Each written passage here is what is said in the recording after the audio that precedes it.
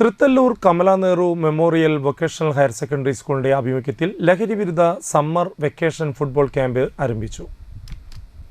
Excise circle inspector Sunilkumar ഉദ്ഘാടനം ചെയ്ത് ലഹരിവിരുദ്ധ പ്രതിജ്ഞ ചൊല്ലിക്കൊടുത്തു.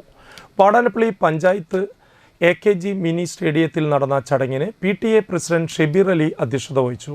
പ്രധാന അധ്യാപിക CB നിഷ, സീനിയർ അധ്യാപകരായ MG Shiju, PG Meena, PP Raiju, TP Prince, കായിക അധ്യാപകൻ മെറിൻ C ചിന്നൻ എന്നിവർ സംസാരിച്ചു.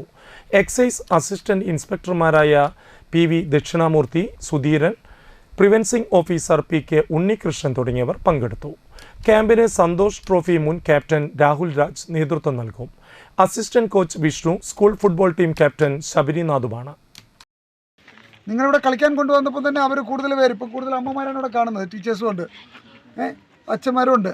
അപ്പോൾ നിങ്ങളുടേതായ രീതിക്ക് തിരിച്ചുവിടുന്നതിന് വേണ്ടിയിട്ടാണ്, പഠനത്തോടൊപ്പം തന്നെ നിങ്ങൾ ഫുട്ബോൾ ഇഷ്ടമുണ്ടെങ്കിൽ ഫുട്ബോൾ, മറ്റ് കായികങ്ങൾ തിരിച്ചുവിടുന്നതിലേക്ക് വേണ്ടിയിട്ടാണ് അവർ നിങ്ങളിവിടെ കൊണ്ടുവന്നിരിക്കുന്നത്.